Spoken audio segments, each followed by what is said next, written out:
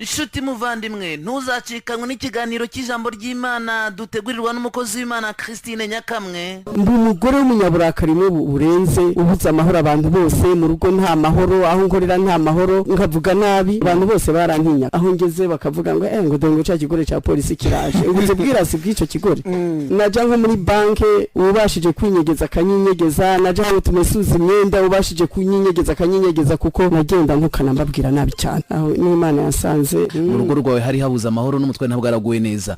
Ukimara kwakira Yesu Kristo umwami n'umukiza wawe ni gute umutware wawe polisi Deni yabyakiriye? Arambwira ngo wewe nende ngewe ngo wewe ngewe ngo ushobora gukiza ariko je nakiriye agakiza nyimba ariko bakizwa ngo urakizwa we n'amahane yawe ahubwo ariko je nakakiriye pe none icyagiye kumwemeza koko nakiriye agakiza kafashe iryo joro narasinziriye pastor nasinziriye nk'umubebe. Hanyuma rero naje gukurikirana ikiganiro cy'umumama umwe yitwa Christine Nyakamwe kandi noneho yavugaga ko ngo nuko rero ngo Imana iruruka ivugana nanjye kuri Imana arayizi bahuriye he mfata nimero ze arongera avuga ngo nuko rero ngo ntangira kumva ijwi ry'Imana ngo Imana itangira kuvugana nanjye ndamutelefona niko wavuze ngo nuko Imana iruruka ngo wumva n'ijwi ry'Imana muravugana muhurira hehe?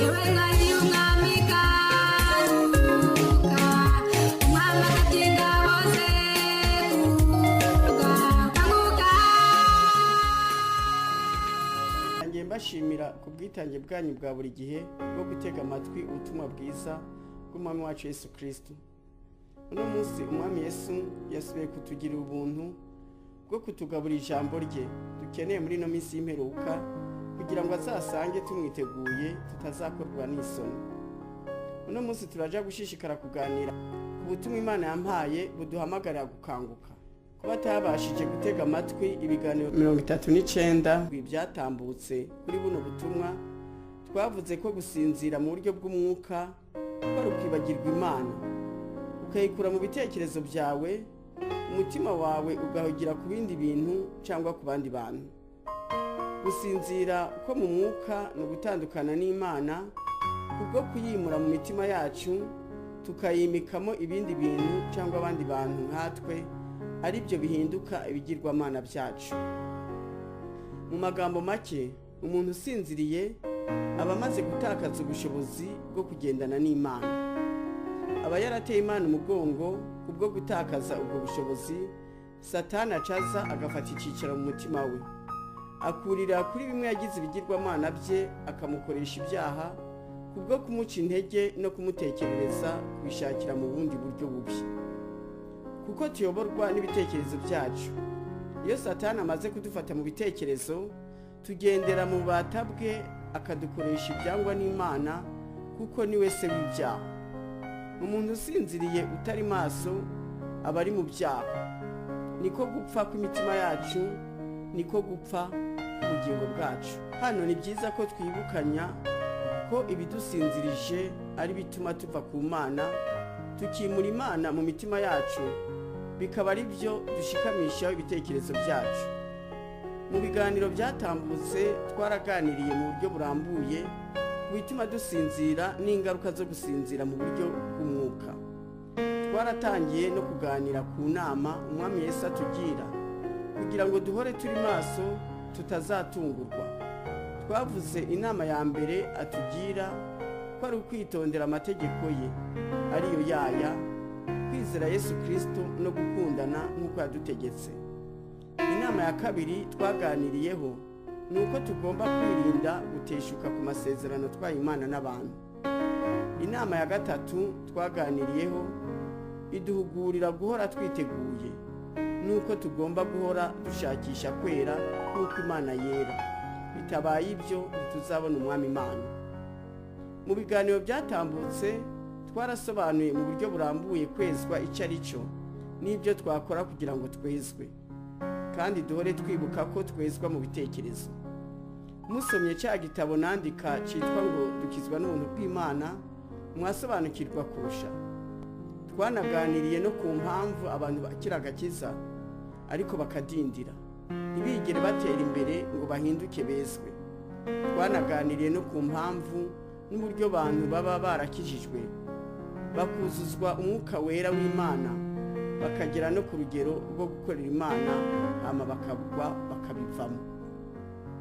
haba gukomeza amategeko y'Imana ariyo kwizera Yesu Kristo no gukundana nk'uko yadutegetse, haba gukomeza amasezerano twahaye Imana n'abantu, haba ikibazo cyo guhora dushakisha kwera ariko gutungana kugira ngo tuzabone Imana. Izi nama zose Yesu atugira zikubiye mu gice kinini cya mbere cy'impanuro, aho Yesu Kristo yatubwiye ngo muhore mwiteguye kuko umwana w'umuntu azazira igihe mudatekereza. Nicyo gituma mugomba guhora mukeneye kandi amatabaza yanyu agahora yaka. Iri ni ijambo dusanga muri Luka mu gice cya 12 umurongo wa 35. Igice cya kabiri kigari cy'impanuro umwami Yesu aduha kugira ngo duhore turi maso niki: mwirinde mudahagarika imitima yanyu, mwirinde abajura b'amahoro n'umunezero. Igice cya gatatu kigari cy'impanuro umwami Yesu aduha kugira ngo duhore turi maso nuko dutwarana kuko ijuru riratwaranirwa kandi intwarane zirigishamo imbaraga. Igice cya kane kigari cy'impanuro umwami Yesu aduha kugira ngo duhore turi maso niyi: twirinde uko tugenda tutagenda nk'abatagira ubwenge. Ibi bice uko ari 4 twabiganiriyeho mu buryo burambuye. Mu biganiro biheruka twatangiye kuganira ku gice cya 5 cy'impanuro Yesu Kristo aduha kugira ngo tutazatungurwa no kuza kwe. Nacyo ni iki? Mube maso musenge. Iyi mpanuro umwami Yesu yatugiriye ubwe yanditse muri Luka 21 ku murongo wa 34 na 35.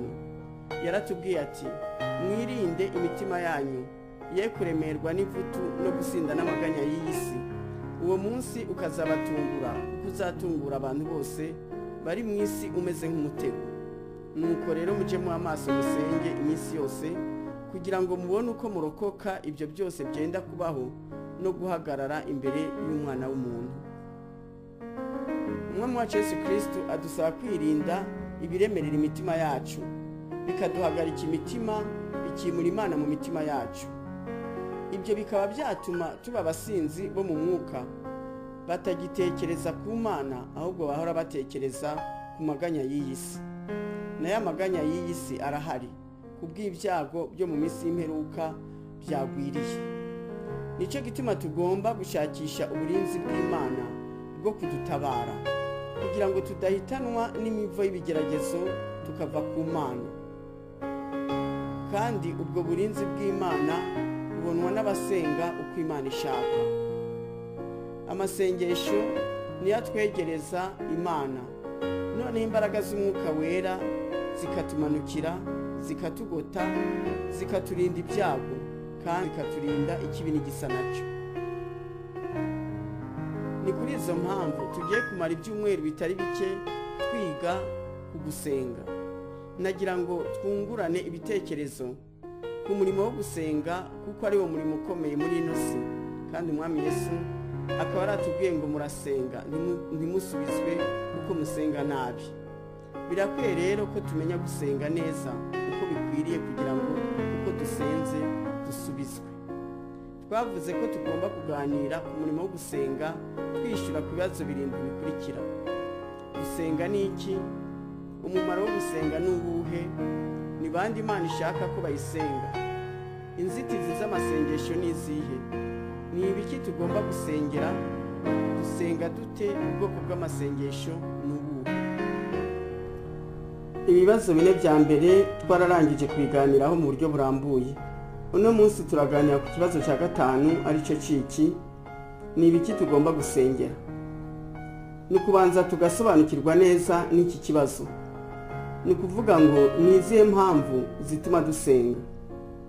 Ni intego nki tugomba kugeraho kubw'amasengesho yacu. Umwami Yesu yatubwiye ati murasenga ntimusubizwa kuko musenga nabi. Buriya kugira ngo ubashe gusenga neza ugomba kumenya neza icyo usengera icyo ari cyo kiri mu mugambi w'Imana, ndetse n'uburyo bwo gusenga bushimisha Imana. Uno munsi turaganira ku byo tugomba gusengera, mu nyuma tuzaganira ku buryo bwo gusenga. Ariko kwishyura ku kibazo cya 6 gikurikira ari cyo ciki: dusenga dute? Umwami wacu Yesu Kristo amaze kubona ko tutazi gusenga, yatwigishije ubwe gusenga muri Matayo 6:9 kugeza kwa 13, aho yaduhishuriye ingingo nkuru tugomba gusengera izo arizo, ari nazo ntego z'amasengesho yacu ziri mu migambi y'Imana. Nazo nizi: Dawe twese wo mu ijuru, izina ryawe ryubahwe, ubwami bwawe buze, ibyo ushaka bibeho mu isi nk'uko bibaho mu ijuru.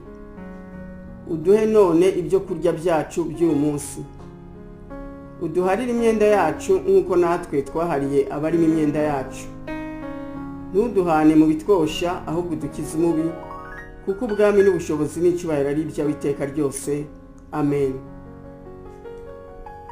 Umwami Yesu ntabwo atwigisha gusenga yifuza ko aya magambo ariyo duhora dusubiramo nk'abagasuku, kuko gusenga ni ukuganira n'Imana ukayibwira ibikuri ku mutima wawe.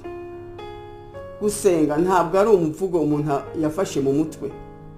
Umwami Yesu imbere yo kutubwira izo ngingo yaranatwihanangirije: namwe nimusenga ntimukavuga amagambo muyasubiramo hato na hato nk'uko abapagani bagira, bibwira ko kuvuga amagambo menshi ariko gutuma bumvirwa. Iri ni ijambo dusanga muri Matayo mu gice cyayo cya 6:7. Mu by'ukuri umwami wacu Yesu Kristo yashaka kuduha ingingo nkuru zigomba kuba zigize amasengesho yacu, kugira ngo tubashe gusenga amasengesho azana impinduka mu buzima bwacu ndetse no mu isi yose. Umwami Yesu yaduhishuriye ubwe impinduka Imana ishaka kuzana mu isi, kugira ngo nk'abana bayo bakorana nayo, natwe zitubere umutwaro tugomba guhora dusengera. Buriya umuntu asengera ibitahari kandi asaba ibyo adafite. Umwami Yesu yaduhaye n'urugero rwo gusenga muri Yohana 17, aho yadusengeye kugira ngo twubahirize izina ry'Imana, tuzane ubwami bw'Imana mu isi mu gukora ibyo Imana ishaka, kandi kugira ngo Imana iturinde umubi. Izo nizo ngingo yibanzeho muri iryo sengesho. Ibi bitwereka ko mu masengesho yacu ntabwo ingingo zose tugomba kuzisengera muri buri sengesho, biva ku mutwaro tuba dufite mu gihe runaka. Tugiye rero kuganira ku ngingo imwe n'impamvu yayo.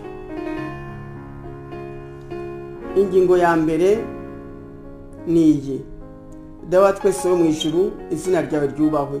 Twavuze haruguru ko umuntu asengera ikintu adafite, ubundi agasengera impinduka z'ibintu runaka, kuko uko abishaka n'uko abitekereza byagomba kuba bimeze atari ko biri. Umwami Yesu atubwira ngo tujye dusengera icyubahiro cy'Imana kugira ngo abantu bayubahe. Impamvu ni uko yarebye agasanga twebwe abantu tutubaha Imana. Hano nashaka twibukanye kubaha Imana icyo ari cyo. Ni ukubuza ururimi rwacu rutavuga ikibi n'iminwa yacu itavuga iby'uburiganya. Ni ugukora ibyiza tukava mu bibi, ni ugushaka amahoro tukayakurikira kugira ngo tuyashikire. Iri ni ijambo dusanga muri Zaburi mu gice cyayo cya 34 kuva ku murongo wa 12 kugeza kwa 15. Mu magambo make, kubaha Imana ni ukuva mu byaha, ni ukwemera gukizwa, ni ukwemera guhinduka, ni ukwemera kuvuka ubwa kabiri tugahinduka abana b'Imana. Naho gusuzugura Imana ni ukutayumvira mu gihe cyose dukora ibinyuranije n'ubushake bwe. Impamvu y'abantu yo kutubaha Imana ituruka kure cyane kuri Adamu na Eva. Adamu na Eva bari babanye neza n'Imana, banezererewe Imana nk'umubyeyi wabo wabaremye mu ishusho ye, yarangiza akabaha isi yose n'ibirimo ngo bayitegeke kandi ibatunge, bayibemo banezerewe. Bari babayeho basingiza Imana, ariyo bashima, ariyo bahimbaza. Ibyo ntibyashimishije Satani, wa munyeshari. Yari yarasharitse Imana kuva akiri mu ijuru atarajugunywa mu isi. Niho yagambiriye gusuzuguza Imana mu kwangiriza ishusho ye imbere y'abantu, mu kuyivuga uko itari, ayibeshera ngo ni umubeshi, kandi ngo ni ingome nta rukundo ifite. Imana yari yarahaye Adamu na Eva itegeko ryo kutazarya imbuto y'igiti cyari hagati y'ingobyi, ibabwira ko nibakirya bazapfa. umwanzi araza bemeza ko Imana yababeshe, ahubwo ko yakibabujije, kuko yari azi neza ko nibakirya ahubwo bazahinduka bakamera nk'Imana. Urumva rero Satani yatutse Imana, izina ryayo ryera arivurunga mu byondo, aritesha agaciro, arariyoberanya, afata isura ye aba ariyo yambika Imana imbere y'abana b'abantu. Satani mu buriganya bwe yigira umunyakuri, yereka abantu ko abakunda mu kubamenyesha iby'Imana yabahishe, mu kubahesha ibyiza Imana yabakinze. Nuko Imana yatakaje agaciro imbere y'abantu, bayifata uko itari, bemera ko ari umubeshi n'ingome, kuko hari ibyiza yababujije kugeraho, nk'uko nari maze kubivuga. Ibyo ari byo byose biragaragara ko naho Adamu na Eva babana n'Imana ntibari bayizi, ntibari bayisobanukiwe neza. Iyaba bari bayizi by'ukuri, ntibari kwemera guhendwa na Satani. Adamu na Eva bamaze kwemera ibinyoma bya Satani, bahangaye Imana barayisuzugura. Ibi bigaragazwa n'uburyo bahise banga kumvira itegeko ry'Imana, iryo yari yabahaye, bakumvira Satani. Bigaragazwa kandi n'inyinshi bahaye Imana bakimara gucumura. Igihe yababaza ati, mwariye kuri cya giti nababujije? Adamu na Eva ntabwo bakiriye bugufi Imana ngo bicuze basabe imbabazi, ahubwo bishyuye Imana nabi. Adamu ati, ni wa mugore wampa ngo tubane niwe wanshutse. Mu yandi magambo, ko ari ukubwira Imana ati, amakosa ni ayawe, niwe wampaye uyu mugore, iyo utamumpa simba nakoze ibyo wambujije.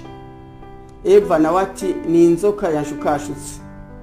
Nawe nyine ntabwo yemeye icyaha cye cyo kuba yashutswe, ikosa ryabaye ry'inzoka yonyine, nkaho nta ruhare yabigizemo. Ibi biri mu Itangiriro mu gice cyaho cya 3. Murebe n'uburyo Gahini yishyuye Imana akimara kwica murumuna we, aho Imana yamubajije iti, Abeli murumuna wawe ari hehe? Nawe ati, ndabizi se, ndi umurinzi wa murumuna wanjye. Iri jambo turarisanga mu Itangiriro mu gice cyaho cya 4 ku murongo wa 9. Ibaze rero gusuzugura bingana bityo umuremyi wawe. Kuko dukomoka kuri Adamu na Eva, iyi mitekerereze yabo ku Mana niyo tuvukana. Tuvuka tutizera Imana, kandi tuvuka tudakunda Imana, kuko tuvukana bya bitekerezo bibi ko Imana ari umubeshi kandi Imana ari ingome. Nicyo gituma usanga abantu bamwe babaho nk'aho Imana itabaho cyangwa itanabitayeho.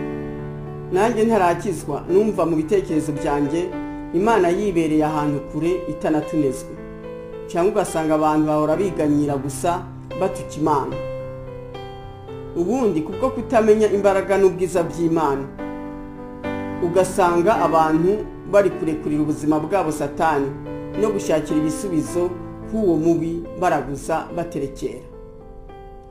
Mu by'ukuri abantu ikibazo kinini dufite ni ukutamenya Imana.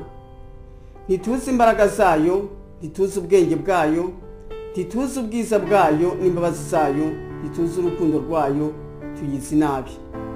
Kandi Satani arakataje mu gukomeza kudutekerereza nabi no gusibanganya ishusho y'Imana muri twe, atwumvisha ko Imana ari mbi. Ingorane ziragushikira, uwo mwanzi wacu agatanguranywa kukubwira ko Imana yemeye ko ibyo bigushikira, kwitagukunda. Ngo mbe ubundi usengera iki? Iyo ubyemeye ukaja narwo, utangira kwiganyira no gutuka Imana. Rero tumenye neza umugambi wa Satani wo kudutandukanya n'Imana, ko atigeze na rimwe awuhagarika, ahubwo noneho ari gushyiramo imbaraga nyinshi. Ari kuduteza ibibazo n'ibyago kugira ngo twitotombere Imana. Abakristo tube maso kandi twirinde inyoshambi n'uburiganya bwa Satani, bitazatuma dutakaza ukwizera mu Mana n'urukundo twari tuyifitiye, bigatuma dusuzugura Imana. Ntawe agaciro kandi nta wizera uwatazi kandi adakunda.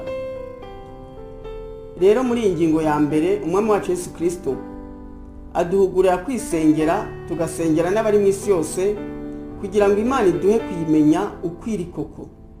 Nituyimenya neza, niho tuzabasha kuyihindukirira, tukayiragiza ubuzima bwacu n'ibyacu byose, kandi tukabaho tuyitinya, tuyumvira kandi tuyubaha, kuko tuzaba tuzi ko turi munsi y'ubutegetsi kubw'Imana ikomeye kandi yuzuye urukundo. Aho honyine niho tuzabasha kubana n'Imana iteka ryose.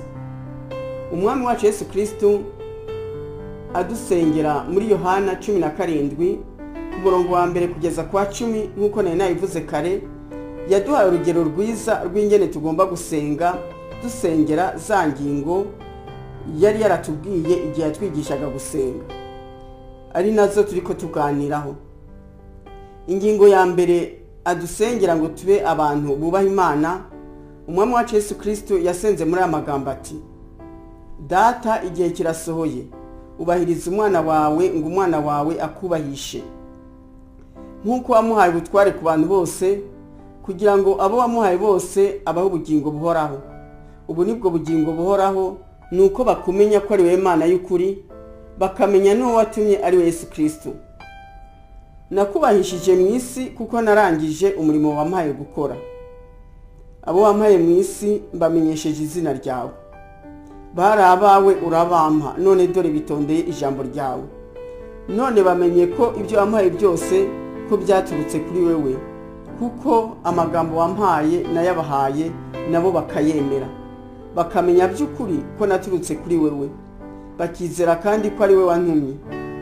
Ndabasabira, sinsabira b'isi, ahubwo ndasabira abo wampaye, kuko ari abawe, kandi ibyanjye byose ni ibyawe, n'ibyanjye byose ni ibyawe Data. Muri kino gice cya mbere amagambo yahereyeho yaravuze ati: ubahiriza umwana wawe kugira ngo nawe akubahishe. Kwari ugusaba se ari we Data ngo mororera imitima y'abantu, baha imitima inciriye bugufi, orohereza imitima yabo kumva, kumenya no kwemera ijambo ryawe wampaye, ngo ndibamenyeshe kugira ngo bakumenye ko ari we Mana y'ukuri, noneho babashe kukubaha, bazabona ubugingo buhoraho. Arongera aravuga ati: narakubahishije mu isi kuko narangije umurimo wampaye wo kubamenyesha izina ryawe. Ahasigaye ni wewe Data wo kugenderera imitima yabo ukayorosha, kugira ngo bamenye ibyo nababwiye byose, babyemere kandi babyitondere. Uko niko kubaha Imana, kumva ijambo rye kandi tukaryumvira. Turabizi neza kandi twabivuze kenshi mu bihe bitandukanye ko ijambo ryose wemeye ko ari ukuri, ko rihindura ibitekerezo byawe. Nk'uko Adamu na Eva bemeye amagambo ya Satani, ibitekerezo bari bafite ku Mana bigahinduka, niko natwe nitwemera ko ijambo ry'Imana ari ukuri, ya mitekerereze mibi ku Mana twarazwe na Adamu na Eva izahinduka, kuko tuzamenya Imana ukwiri, noneho tukayitekereza ukwiri by'ukuri. Ntituzatugisuzugura Imana, tuzayobaha kuko ni nyakubahwa. Niwe muremyi wa byose, niwe ufite ubuzima bwacu mu biganza bye. Ibyo umaze kubimenya kuri munsi y'ukuboko gukomeye kw'Imana, wayisuzugura ute? Kandi turabizi twese ko nta bugingo ku batubaha Imana. N'umwami wacu Yesu Kristo yaranavuze muri Luka 19 ku murongo wa 27 ati: kandi babanzi banjye batakunze ko mbategeka, nimubazane hano mubikira imbere yanjye. Ni nko kuvuga ngo ba bantu bansuzuguye mubazane mubici. Abasuzugura Imana nta bugingo.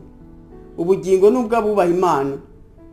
Birumvikana rero ko muri iyo ngingo ya mbere harimo no gusengera ubugingo kugira ngo tuzagire iherezo ryiza. Abifuza kumenya Imana kurushaho, mwasoma cya gitabo nanditse cyitwa ngo Agakiza ni Yesu Kristo. Muri icyo gitabo narabasobanuye ku miterere y'Imana nk'uko umwami wacu Yesu Kristo yayidusobanuriye. Ingingo ya kabiri ni iyi: Data wa twese wo mu ijuru, ubwami bwawe buze, ibyo ushaka bibeho mu isi nk'uko biba mu ijuru.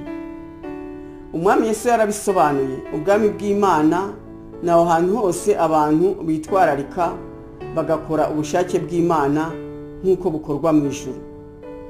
Ubwo rero aho hose hakorerwa ubushake bw'Imana haba hahindutse ijuru.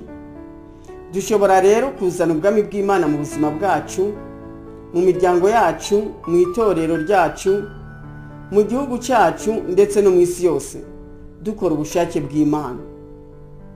Ni ukuvuga ko muri iyi ngingo ya kabiri umwami Yesu aduhugurira guhora dusaba Imana kwidushoboza guhora turangura ubushake bwayo kugira ngo dusenye ubwami bwa Satani noneho twagura ubwami bw'Imana muri ino si. Uku niko kwiyunga n'Imana.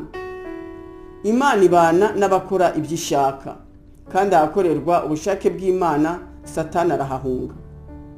Umwami Yesu yarabitubwiye muri aya magambo ari muri Yohana 14:23 ati, umuntu nankunda azitondera ijambo ryanjye, na Data azamukunda, tuzaza hari tugumane nawe. Ijambo ry'Imana naryo riri muri Yakobo 3:7 yatubwira riti, mugandukira Imana ariko kurwanya Satani nawe azabahunga. Imana ibana n'abayigandukira, niko kuzana ijuru mu isi. Aho Imana iri n'iryo juru nibwo bwami bwayo. Aho ni ahantu abantu babana mu rukundo, kuko Imana itegeko yaduhaye nuko dukundana nk'uko Umwami wacu Yesu Kristo yadukunze akatwitangira. Natwe ikidukwiriye no gukunda abandi tukabitangira. Mu magambo make muri iyi ngingo, Umwami Yesu atubwira gusaba Imana urukundo. Imana ni urukundo, kandi urukundo rukomoka ku Mana.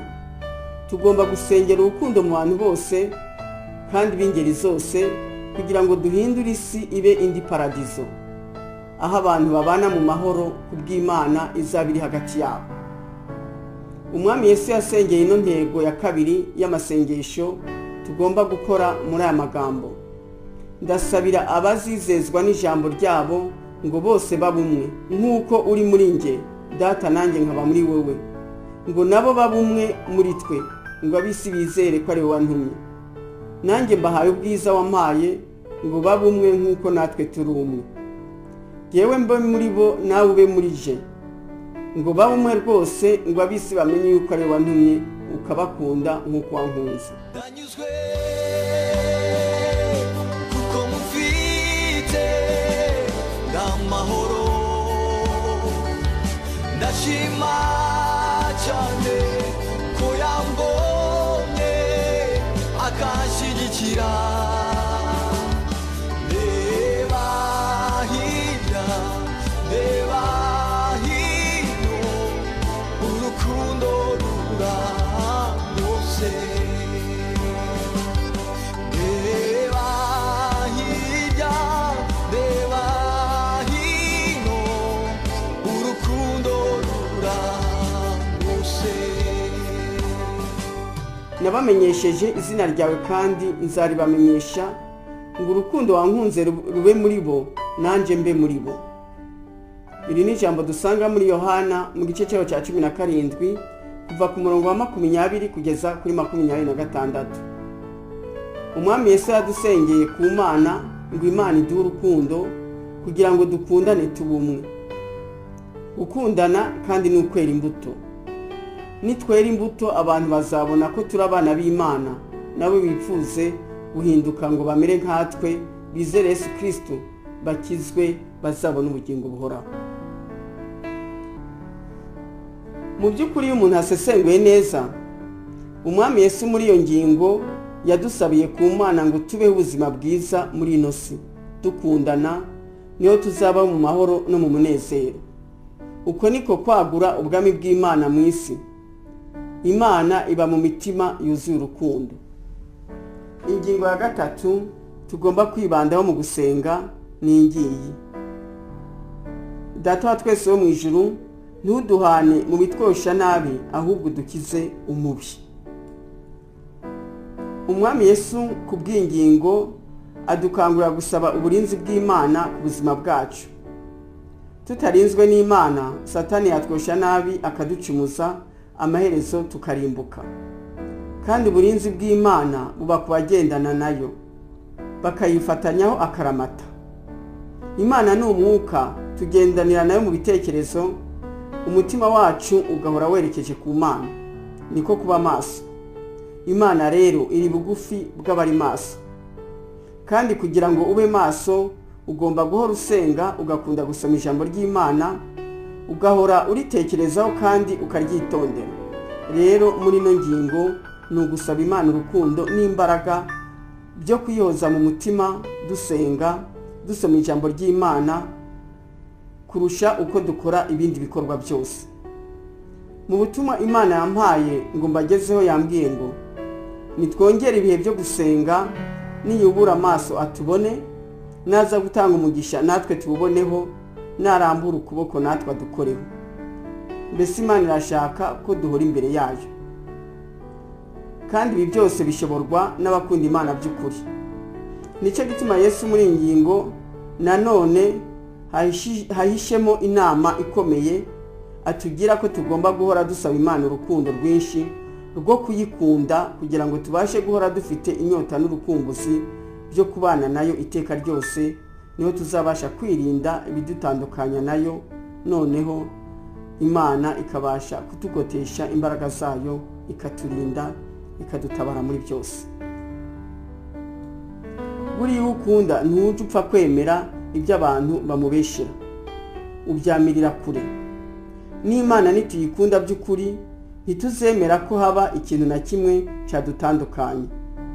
Muri Yohana mu gice cyaho cya 17 ku murongo wa 11 kugeza ku wa 16, umwami wacu Yesu Kristo yaradusengeye ngo Imana iturinde umubi muri aya magambo, kandi natwe tugomba kwisengera. Yaravuze ati, Data wera, ubarindire mu izina ryawe wampaye, ngo babe umwe nk'uko natwe turi umwe.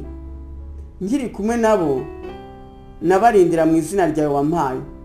Nabahaye ijambo ryawe, kandi ab'isi barabanga kuko atari ab'isi nk'uko nanjye ntari uw'isi. Sinsaba ko bakura mu isi, ahubwo ubarinde umubi. Izina rya Yesu Kristo yahawe n'Imana ni urukundo. Umwami Yesu ni rukundo. Yesu arasaba ati, ubarindire mu rukundo wampaye, ngo nabo babe umwe. Ni ukuvuga ngo nabo bagire urukundo, babe mu rukundo rwawe kandi bakundane, niho umubi atazabameneramo. Ahari urukundo hanukira Satani agahunga, Imana ikaba ariyo ihabyagira. Imana yigize imbwira iti, ngiye kubohoza isi urukundo, kandi uzabirebesha amaso yawe.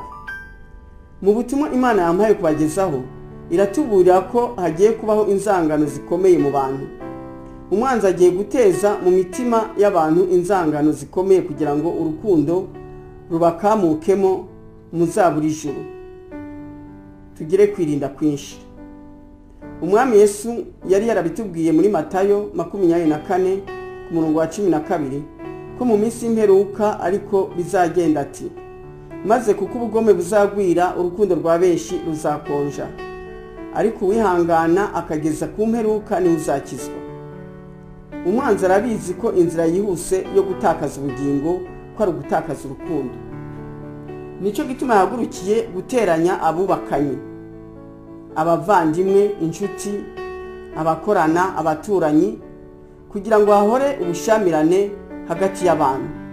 Ni ukuri tugendane ubwenge, twirinde. Nicyo gituma umwami Yesu aduhugurira gusaba Imana kugira ngo irinde imitima yacu. Twirinde umuzi wo gusharira utatumeramo tugahumana kubw'abatwanga.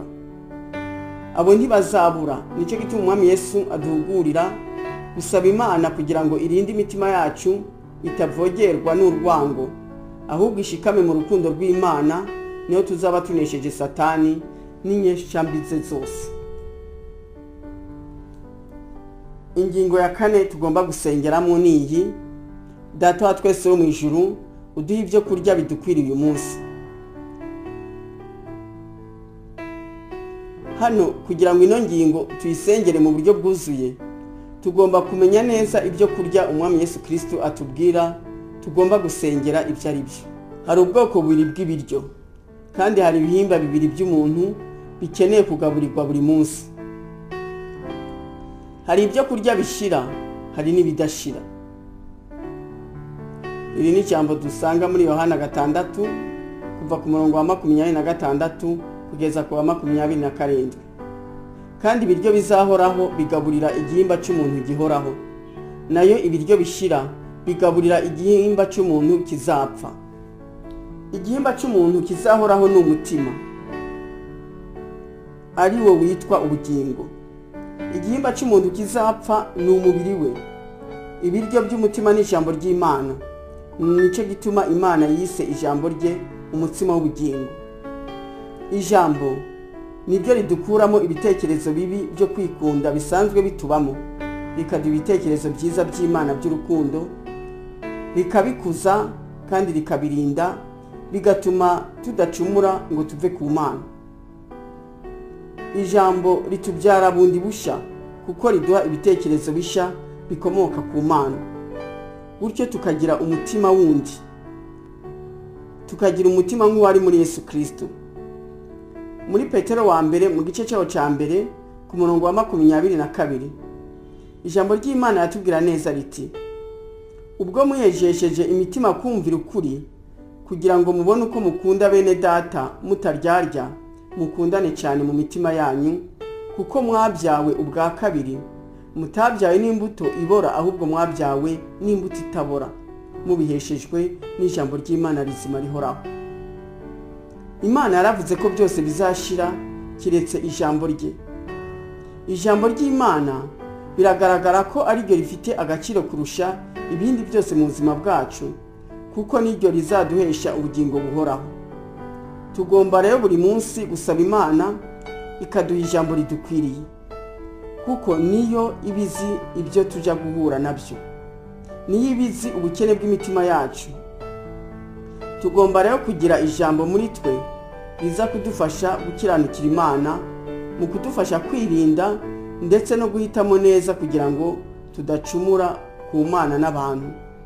Dukeneye buri munsi ijambo ririnda imitima yacu, rikatumurikira, rikarinda ibitekerezo byacu byiza, rikabyagura kandi rikabikuza. Mu butumwa Imana yampaye kubagezaho inyuma ya kino kiganiro, iradusaba ishimitse kubakira ku rutare. Urutare ni Yesu Kristo, urutare ni ijambo ry'Imana. Tugomba gusaba Imana ikabidufasha, kuko ngo abatubakiye ku rutare bagiye kumera nk'abandi bose, bagwe basubira inyuma, bakora ibyaha by'indengakamere nko kwica, gusambana, kwiba n'ibindi. Nibatisubiraho amaherezo yabo ni ukurimbuka. Musome muri Matayo mu gice cyaho cya 7 kuva ku murongo wa 24 kugeza ku wa 29. Imana kandi ziko dukeneye kubona ibidutunga bidukwiriye kugira ngo dushobore kubaho. Nicyo gituma muri ino ngingo harimo nanone ko tugomba gusengera n'ubuzima bwacu kugira ngo tube muri ino si imibiri yacu iguwe neza, imibiri yacu imerewe neza. Imana ntiyaturemeye kubaho tubabaye, turwaye, dushonje, dukenye, duhora mu marira. Imana yaturemye uturemera isi, iyimezamo ibiterwa by'ubwoko bwinshi bwo kudutunga, ituremera ibikoko ngo bitubere inyama, ishyira muri ino si ubukire bwinshi nka peteroli, amabuye y'agaciro n'ibindi, ngo tuzabone amafaranga yo kwikenura. Ibi byose birahari kandi buri wese abifite uburenganzira. None rero twebwe icyo tugomba gusaba nuko Imana yaduha ubwenge bwo kubirondera, ikaducira inzira yo kubibona, tukabasha kubona ibidukwiriye byo kudutunga. Kandi hano muri iyi ngingo harimo ijambo tugomba kumenya impamvu yaryo. Yaravuze ngo dusabe ibyo kurya bidukwiriye uyu munsi. Nubona uramutse ujye ubanza ushime ko waramutse, kuko abaryamye ntibabyuke ni benshi. Kandi uno munsi nuramuka ntuzi ko ejo ariko bizagenda, ushobora kutaramuka. Hano umwami Yesu atwibutsa ko ubuzima bwacu buri mu biganza by'Imana, kandi ko ashobora kuburangiriza igihe cyose ashakiye atanama atugishije. Rero nyimba uramutse ntuzi nuko wirirwa, nta nubwo uzi ko ejo uzaba ukiriho. Iyi ngingo inatwumvisha ko tutazahora muri ino si, ahubwo ko dushobora no kwivamo vuba. Nicyo gituma tutagomba gusengera iby'ejo hazaza, gutyo bikanaturinda guhoza imitima yacu ku by'isi, guhora tubyifuza no kubirarikira. Bidufasha gutesha ibintu agaciro, noneho tugahora twifuza ubukire budashira, ariko kubana n'Imana. Imitima yacu nidukomeza kuyerekeza ku by'ijuru, izava mu irari, noneho duhore turi maso, niho tutazatungurwa n'urupfu. Mwisomere rino jambo mu Bakolosayi mu gice cyaho cya 3 kuva ku murongo wa 1 kugeza ku wa 10. iyi ngingo igitekerezo nyamukuru kiyikubiyemo ni uko tugomba gusenga Imana kugira ngo idukuremo urukundo rw'iby'isi, ahubwo idukundisha ijuru, kandi muri ino si iduhe ibidukwiriye kandi bitunyure, tutazarengwa tukibagirwa Imana cyangwa ngo dukene twipfuze bitume tuva ku Mana. Mu magambo make, ino ngingo idusaba ko buri munsi uko tubyutse atari nicyo turakora, ko dusaba Imana ijambo ryo kutuyobora uwo munsi, tugasaba n'ibidukwiriye byo kudutunga uwo munsi. Ikibazo twebwe abantu dufite, duhora dusengera ibitunga inda zacu gusa, nibwo bukene buduhoramo, niyo nzara dufite, ariko nta bukene bw'ijambo ry'Imana butubamo, nta n'inzara yo kumenya iby'Imana tugira. Nta nubwo benshi baramenya umumaro w'ijambo ry'Imana, nyamara tumenye ko ibiryo ari iby'inda n'inda ari iy'ibiryo, kandi byose Imana izabitsembaho. Iri jambo turarisanga mu Bakorinto ba mbere mu gice cyaho cya 6 ku murongo wa 12 na 13. Rero ibiryo ni iby'inda kandi ntibizahoraho. Duharane rero inyota y'ibizahoraho bizatubeshaho, natwe tugahoraho iteka ryose, dukura imitima yacu kubishira.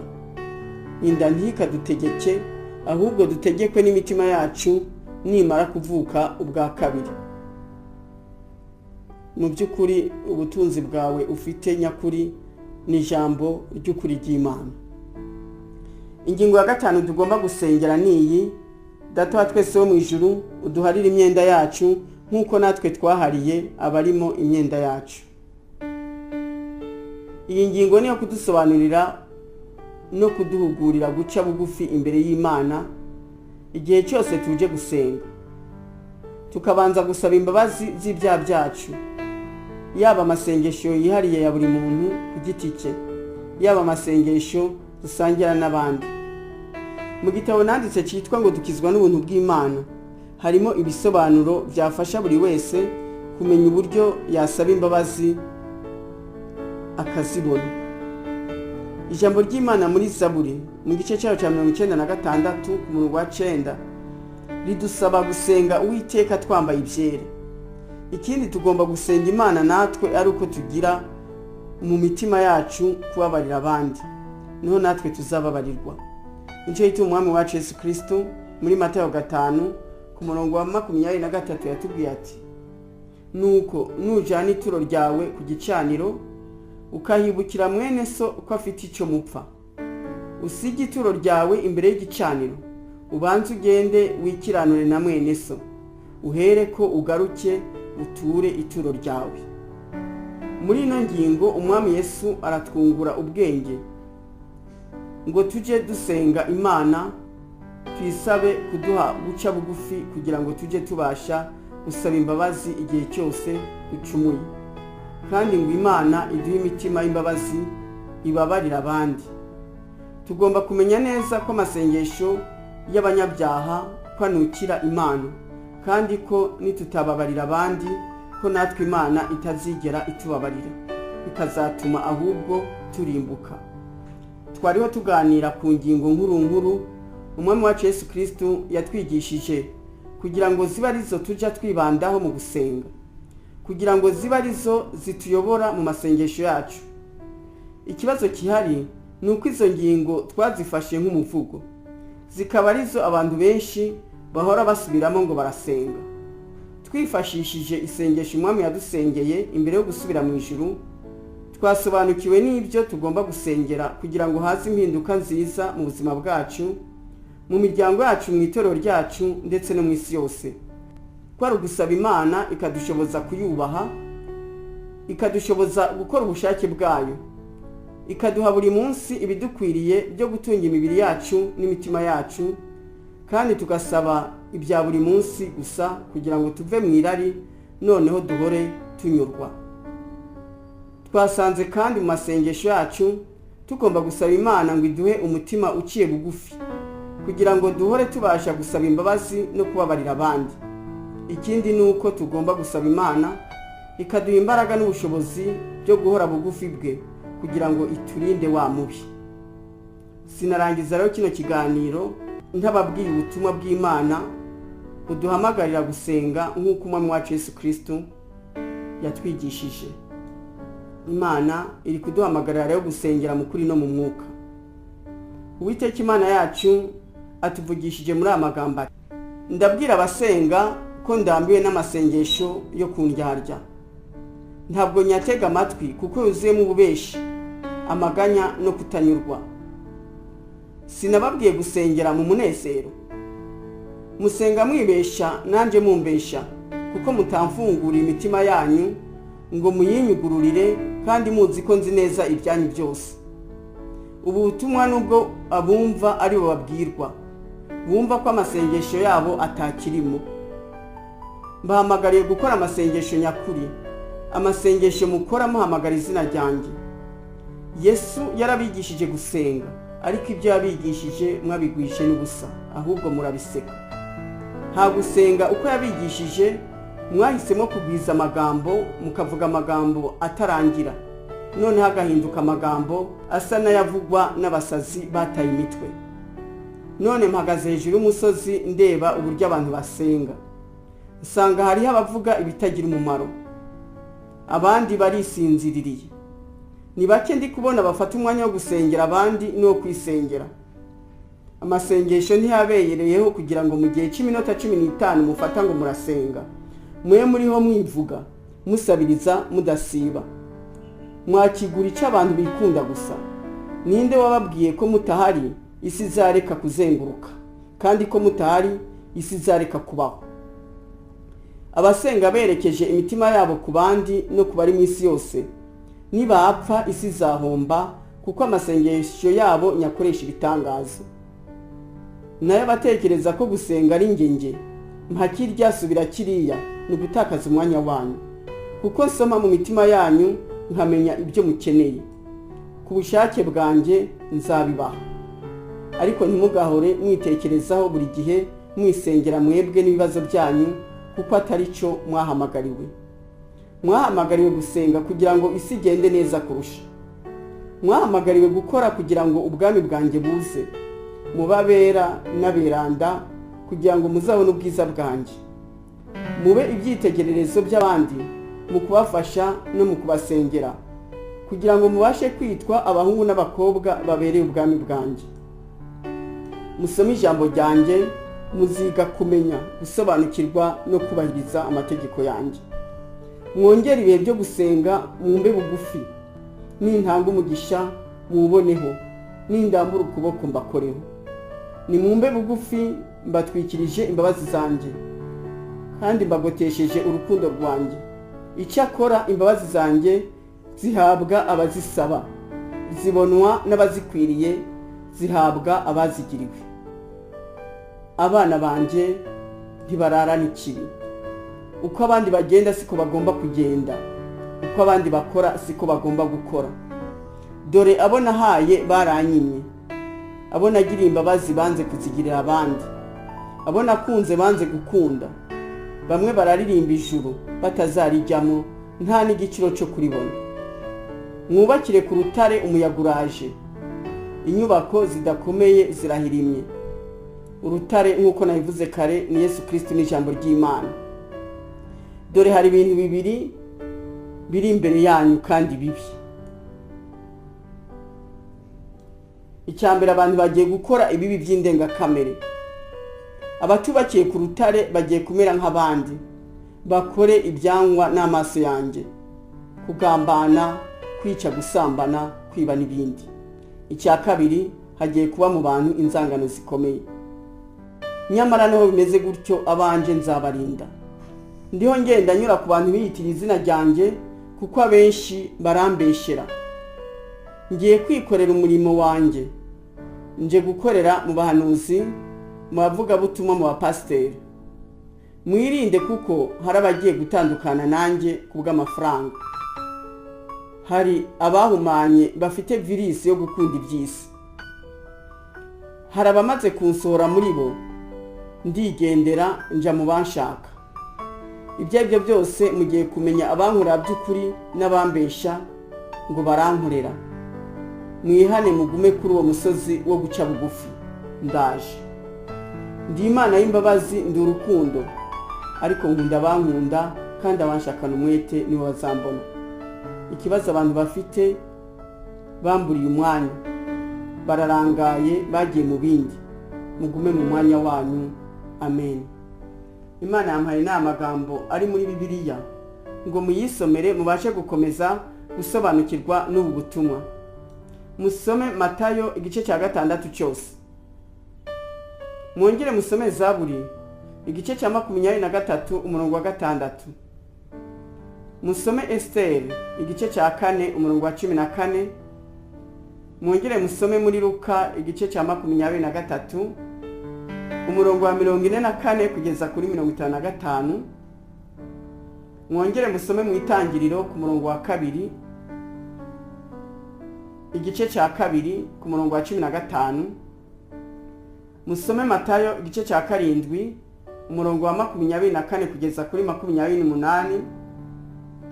Musome muri Yeremiya igice cya 7 kuva ku murongo wa 8 kugeza ku wa 10. Mwongere musome Zekariya igice cy'umunani ku murongo wa 16 no wa 17. Musome Abaroma igice cya 2 cyose na Zaburi 24 na 25. Reka dukomeze dushima Imana yo itatwibagirwa, ikomeza kuduha ijambo ryayo kugira ngo tubashe kumenya uburyo tugenda muri bino ibihe bikomeye byo kwitegurira umwami wacu Yesu Kristo. Reka dusabe Imana ikomeze rino jambo mu mitima yacu kugira ngo muri no minsi ikomeye tumenye uko dusenga amasengesho y'imbaraga kandi afite kuzana impinduka mu buzima bwacu, mu itorero ryacu, mu gihugu cyacu ndetse no mu isi yose. Imana ikomeze iduhane umugisha. Amen. Telefone zanje ni 0788 517454 0788 517454. Email yanje ni christineNyakamwe@gmail.com christineNyakamwe@gmail.com. Nagira ngo abipfuza izi nyigisho kuri email kugira ngo babashe kuzisomera ndetse n'abashaka kwisomera ibitabo nanditse ko banyohereza email zabo. Abipfuza gushishikara nabo kuzitega amatwi mushobora kuzisanga kuri YouTube, kuri Facebook no kuri Twitter, mwandika ijambo Nyakamwe Christine. Uwakenera CD z'ibi biganiro byose nyuza ku maradiyo ndetse biri no kuri internet yahamagara Munyankindi Yves kuri telefone zigendanwa 0788 35 0747. Reka nsubiremo nimero za telefone ni kuri 0788 35 0747. Mushobora gutega amatwi kuri TuneIn ibiganiro nyuza kuri radio Izuba buri cyumweru kuva saa 1 kugeza saa 2 za mu gitondo. Ikindi abipfuza kubona ibitabo nanditse bashobora kumbaza aho babisanga mu buryo bworoshe. Icyakora hano Kigali mwabibona kuri librairie Inkuru Nziza mu mujyi hagati, kuri librairie ADPR mu Gakinjiro, kuri Agroteke iri Nyabugogo mu gikari cy'inyubako y'amashirahamwe, mu nyubakwa ya Rubangura mu mujyi hasi uturutse kuri Rompwe ni ku muryango wa 3, ku Gisimenti muri farmasi yitwa Karo Pharmacie iruhande ya alimentation yo Pandori, Ikabeza iruhande ya Feruje mu mangazini yitwa Pharmacie Vétérinaire Ambulant, Ikakiru muri librairie ya Ligue pour la lecture de la Bible. Ibyo bitabo biri mu rurimi rw'Igifaransa n'urw'Ikinyarwanda kandi ni 4. Icyambere cyitwa Yesu yaranyeretse, mu Gifaransa ni Jésus s'est révélé à moi. Icyo gitabo gisobanura ku buhamya bwanjye na Yesu Kristo, uko nari imeze ntarakira Yesu, uburyo yampamagaye, uburyo yanyeretse n'impinduka zagiye zigaragara mu buzima bwanjye no mu bw'umuryango wanjye kubw'imibanire myiza mfitaniye n'umwami wanjye. igitabo cya kabiri cyitwa agakiza ni Yesu Kristo, en français le salut c'est Jésus-Christ. Muri icyo gitabo nasobanuye ku gakiza ko ari Yesu Kristo, ko ari ijambo ry'Imana, kuko hari abakomeza kwitiranya agakiza n'ibindi bintu byaba amadini cyangwa imirimo myiza, abandi bagafata ako gakiza nk'igikinisho, ibigezweho cyangwa agakingirizo. Muri icyo gitabo nabarambagirije Yesu Kristo ngo mubashingire, nawe azabahe ubugingo buhoraho. Niwe nzira, ukuri n'ubugingo, uwo atazajana kwa data tazajayo. Igitabo cya gatatu cyitwa dukizwa n'ubuntu bw'Imana, mu gifaransa ni nous sommes sauvés par la grâce de Dieu. Ni igitabo kitwigisha ku nkomoko y'icyaha, ko ari ukwikunda gutuma tutanyurwa, noneho tugahora twifuza amaherezo tukararikira. Irari niryo ridushukashuka rikadukoresha ibyaha by'ubwoko bwose. Icyo gitabo kitwigisha uburyo twareka kuzura irari, ahubwo tukuzura umwuka wera, tukavuka ubwa kabiri, tukaba abana b'Imana nyakuri. Igitabo cya kane cyitwa ngo gukina birarangiye, mu gifaransa ni la récréation est terminée. Muri icyo gitabo hakubiyemo ubutumwa bwose Imana imaze kumpa budufasha kwitegura Yesu Kristo kuko ari bugufi. Ku mugereka wa buri butumwa hari mirongo ya Bibiliya Imana yagiye impana nabwo. Iyo mirongo irabafasha kwiga no gusobanukirwa neza Bibiliya. Mpamagariye abakristo kandi ndabinginga kugira ngo mubyiteho, bizabafasha gukura mu gakiza, muhinduke mugere ku rugero rw'igihagararo cya Yesu Kristo, noneho muzaje mu ijuru. Abayobozi b'amatorero ndabinginze muhugukire gushishikariza abakristo banyu kubigura no kubisoma, kandi mushobora no kubyifashisha mu nyigisho mutanga zo gukomeza abakristo. Byababera imfashanyigisho nziza kandi biragura make. Igitabo kimwe kinyarwanda kiragura amafaranga 500 y'amanyarwanda, icy'igifaransa nacyo kiragura amafaranga 1000 y'amanyarwanda gusa. Imana rero ikomeze kubampera umugisha. Amen. Ijwi ryurira asa n'urangurura, hamagara Yerusalemu, ngwino usange uruhure. Asa n'umanitswe mu mayira abiri, guhanyura yitegereze ukuntu akojejwe n'isoni. Umva ijwi ryurira asa n'urangurura, hamagara Yerusalemu, ngwino umusange uruhure. Asa n'umanitswe mu mayira abiri, guhanyura yitegereze ukuntu akojejwe n'isoni. Nta jisho rishaka kumureba, nta gutwi ukeneye kumwumvira, nta jisho rishaka kumureba, nta gutwi ukeneye kumwumvira, kandi aribo yaziraga. Umusaraba nakuye indirimbo, nagezeyo mpindurirwa umwambaro, narose umuzingo wanjye, ndawubonye ya mitwaro iragwa, naroseyo rwa rwandiko rw'inzira, runyinjiza muri rwa rurembo. Imiryango yarugurutse yo, nagabanye kuri ya migisha,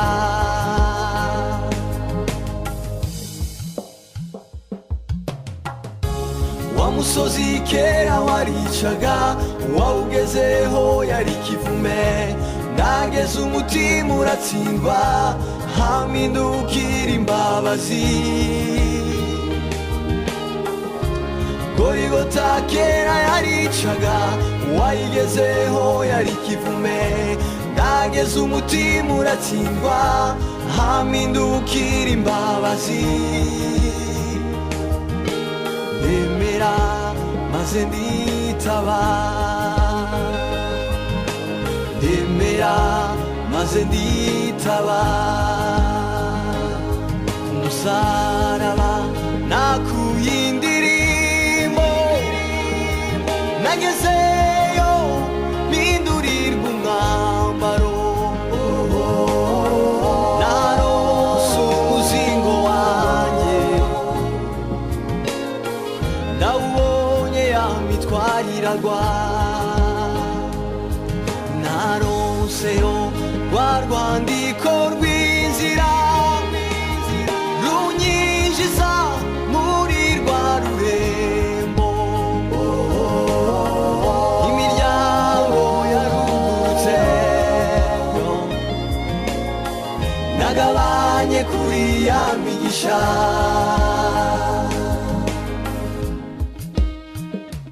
Gorigota wanegeye amaboko ndashima ko wanyemeye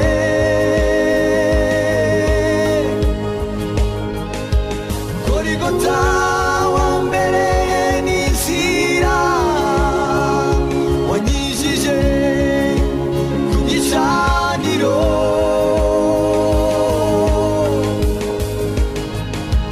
Gorigota wanegeye amaboko ndashima ko wanyemeye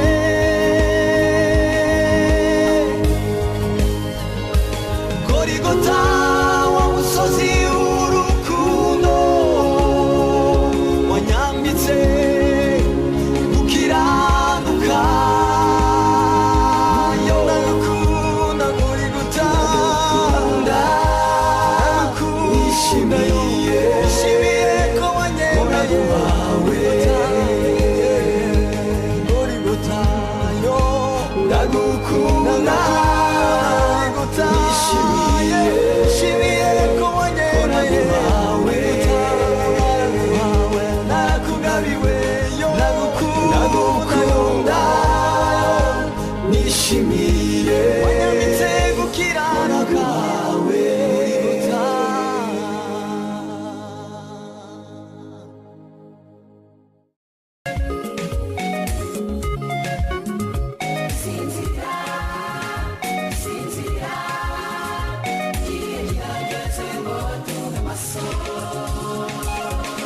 inshuti muvandimwe ntuzacikanywe n'ikiganiro cy'ijambo ry'Imana dutegurirwa n'umukozi w'Imana Christine Nyakamwe ndi umugore w'umunyaburakari burenze ubuze amahoro abantu bose mu rugo nta mahoro aho ngorera nta mahoro nkavuga nabi abantu bose barantinya aho ngeze bakavuga ngo ngo dore cya kigore cya polisi kiraje ubuze bwirasi bw'icyo kigore naja nko muri banke ubashije kwinyegeza kanyinyegeza naja aho tumesuza imyenda ubashije kunyinyegeza kanyinyegeza kuko nagenda nkukana mbabwira nabi cyane aho n'Imana yasanze mu rugo rwawe hari habuze amahoro n'umutware ntabwo araguwe neza ukimara kwakira Yesu Kristo umwami n'umukiza wawe ni gute umutware wawe polisi Deni yabyakiriye arambwira ngo wewe ndi jewe ngo wewe jewe ngo ushobora gukiza ariko je nakiriye agakiza nyimba ariko bakizwa ngo urakizwa we n'amahane yawe ahubwo ariko je nakakiriye pe noneho icyagiye kumwemeza koko nakiriye agakiza kafashe iryo joro narasinziriye pastor nasinziriye nk'umubebe hanyuma rero naje gukurikirana ikiganiro cy'umumama umwe yitwa Christine Nyakamwe kandi noneho yavugaga ko